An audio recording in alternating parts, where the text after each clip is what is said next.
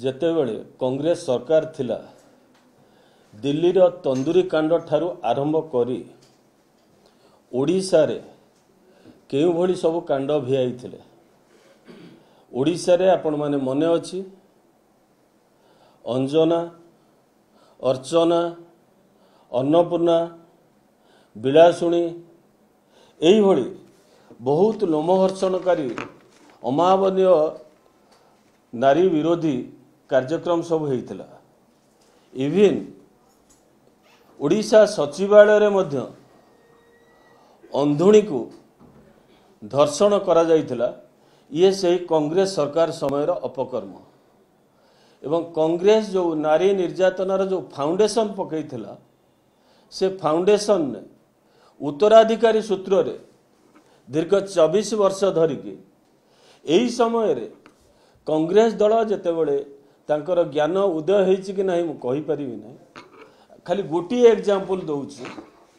एई 15 दिन तले झारखंडर झुंटी जिलार रानिया ठारे 5 जन आदिवासी युवक युवती को संगबद्ध भाव धर्षण करथिले। से केस वर्तमान कोउठी झारखंड रे केउ सरकार अछि? झारखंड रे कांग्रेस सरकार अछि। जेतेबेले आंतर्जातिक महिला दिवस पालन होउतला सेही समय रे कर्नाटक रे दिन दीपहरे जोटी टूरिस्ट स्पॉट अछि सेठी 2 जन विदेशी महिला सहित 5 जनक उपरे बर्बरचित आक्रमण करने सहित गण दुष्कर्म करथिले। किए सेमाने सेठी को सरकार अछि? कर्नाटक रे मध्य कांग्रेस सरकार अछि। विशेष करी जने ओडिया ताको प्रतिरोध करने को जाई तार मृत्युवरण करिछि।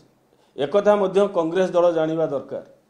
एवं ठीक सही भली भाबे तमिलनाडु रे काम अन्वेषण रे जाइथिबा जने महिला तांको स्वामी और 1 वर्षर पुत्रर सम्मुख रे बांधिकी सी मध्य गण दुष्कर्मर शिकार होइछि।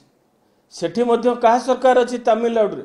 तेणु कांग्रेस जदि आंदोलन पई एते उत्सुक अछि ताले कांग्रेस झारखंड जाऊ, कांग्रेस कर्नाटक जाऊ, कांग्रेस तमिलनाडु जाऊ, सेठी जाइके आंदोलन करू।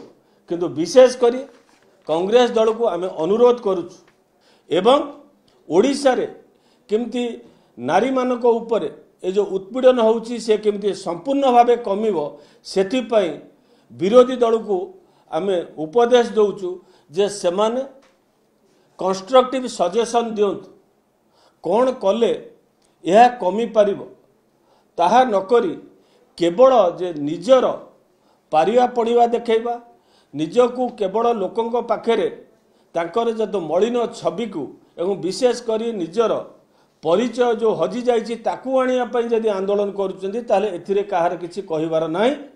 एवं ओडिशा को सेथि पई आमे कहलु से परामर्श दियंतु, गठनमूलक परामर्श दियंतु को भली भाबे समस्ते मिलिमिशिकी ये गोटे सामाजिक व्याधि ए सामाजिक व्याधि के समस्ते केमती आमे सामना करिबा एवं एथिरु ओडिशा को पुनर्बार केमती आमे जहाँ आमर पूर्व स्थिति थिला ओडिशा शांतिप्रिय राज्य एवं ओडिशा रे केही महिला जेमती हिंसार शिकार न करिवे सेथि पई सेमाने मु कहली कंस्ट्रक्टिव सजेशन दियंतु, एथुरु निवृत्त रहंतु।